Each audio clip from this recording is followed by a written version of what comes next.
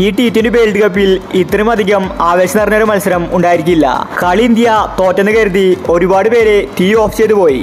എന്നാൽ അവസാന നിമിഷമാണ് ഇന്ത്യ കളി തിരിച്ചു പിടിച്ചത്. ഇന്ത്യ ജയിച്ചെന്ന് പറഞ്ഞിട്ട് ആർക്കും തന്നെ വിശ്വാസം വരുന്നില്ല. അതുപോലത്തെ ബൗളിംഗ് ആണ് ബുംറ കാഴ്ചവെച്ചത്. മാൻ ഓഫ് ദി മാച്ചും ബുംറയ്ക്കായിരുന്നു. ഇന്നത്തെ ഇന്ത്യ പാക് മത്സരം കണ്ട് ക്രിക്കറ്റ് ഇതിഹാസങ്ങൾ പറഞ്ഞ കാര്യമാണ് നമ്മൾ ഇന്നത്തെ വീഡിയോയിൽ നോക്കുന്നത്. ഇത്തരം ക്രിക്കറ്റ് ന്യൂസിന് വേണ്ടി ഈ ചാനൽ മറക്കാതെ സബ്സ്ക്രൈബ് ചെയ്യൂ. ക്രിക്കറ്റ് ഇതിഹാസങ്ങൾ പറഞ്ഞത് ഇങ്ങനെയാണ്: ഈ ഒരു ഇന്ത്യൻ ടീമിനെ വായിക്കേണ്ടിയിരിക്കുന്നു. ഞങ്ങൾ പോലും കളി തോറ്റെന്ന് ഉറപ്പിച്ചതായിരുന്നു. അവിടെ നിന്നാണ് ഇന്ത്യ കളി തിരിച്ചു പിടിച്ചത്. ഞങ്ങൾക്കിത് വിശ്വസിക്കാൻ സാധിക്കുന്നില്ല.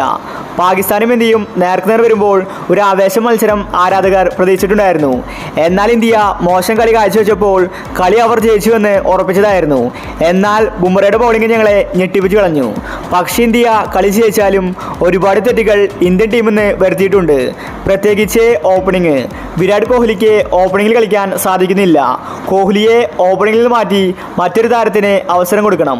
അതുപോലെ ശിവൻ ദുബെ, അദ്ദേഹത്തിന് എന്താണ് ഇന്ത്യൻ ടീമിൽ റോള്? അതിനു പകരം സഞ്ജുവിനെയോ അല്ലെങ്കിൽ മറ്റൊരു താരത്തിനെയോ അവസരം കൊടുക്കണം. സഞ്ജു മികച്ച പ്ലെയറാണ്. അദ്ദേഹത്തിന് ഒരു അവസരം കൊടുത്തു നോക്കണം. ഒരുപക്ഷെ സഞ്ജു ഫോമാകും. കളി ജയിച്ച ഇന്ത്യൻ ടീമിന് അഭിനന്ദനങ്ങൾ അർപ്പിക്കുന്നുവെന്ന് ക്രിക്കറ്റ് ഇതിഹാസങ്ങൾ വ്യക്തമാക്കി. പാകിസ്ഥാൻ ശരിക്കും നാണം കെട്ടു. 119 റൺസ് പോലും മറികടക്കാൻ അവർക്ക് സാധിച്ചില്ല.